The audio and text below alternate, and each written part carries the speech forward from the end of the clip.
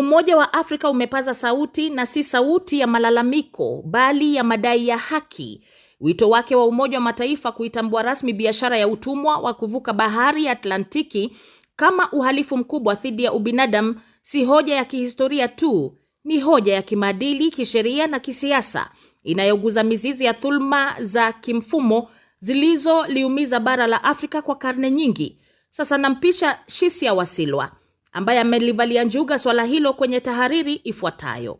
Biashara hiyo haramu ya wanadamu iliyoendeshwa kwa zaidi ya karne 4 ilisababisha mamilioni wa Afrika kung'olewa kutoka kwa ardhi yao, kuvuliwa utu wao na kuuzwa kama bidhaa katika mabara ya Amerika na Ulaya. Haikuwa biashara ya kawaida, ulikuwa mfumo uliopangwa, uliolindwa na dola na kutetewa kwa hoja za kibaguzi. Matokeo yake bado yanaonekana leo: pengo la kiuchumi kati ya kaskazini na kusini mwa dunia, ubaguzi wa rangi na miundo ya kimataifa iliyoegemea kwenye urithi wa unyonyaji. Kutambua rasmi biashara ya utumwa wa Atlantiki kama uhalifu dhidi ya binadamu hakubadili yaliyopita, lakini kunarekebisha msimamo wa kimaadili wa ulimwengu. Ni kukiri kwamba kilichotokea hakikuwa historia ya kusikitisha tu, bali jinai ya kimataifa iliyovunja utu wa mwanadamu kwa kiwango cha kutisha.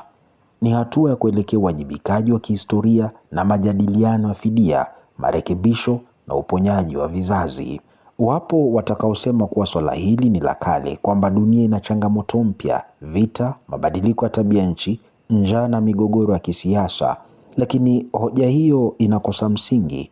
Huwezi kujenga mustakabali wa haki juu ya msingi wa kutojali maovu ya jana. Kinyume chake, kutotambua makosa ya kihistoria kunayafanya endelee kwa sura mpya: ukoloni mamboleo, unyonyaji wa rasilimali na mifumo ya kibiashara isiyo na usawa. Ni muhimu pia kusisitiza kuwa Umoja wa Mataifa tayari umetambua uhalifu dhidi ya binadamu katika muktadha wa jinai za kivita ya mauaji ya halaiki. Kwa nini basi biashara ya utumwa iliyodumu kwa karne, ikihusisha dola nyingi na kuathiri mamilioni, ibaki katika kivuli cha lugha ya jumla isiyo na uzito wa kisheria? Kutotamka wazi ni sawa na kupunguza ukubwa wa maumivu. Wito wa Umoja wa Afrika si wa kulipiza kisasi, ni wa kusawazisha mizani ya kihistoria.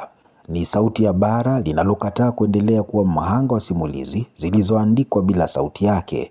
Ni mwaliko wa dunia kutafakari kwa uaminifu, kukiri kwa uwazi na kuchukua hatua za maana.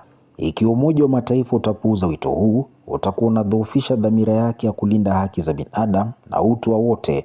Lakini ukikubali, utakuwa umechukua hatua ya kihistoria, hatua ya kuonyesha kuwa haki hata ikichelewa bado ina thamani.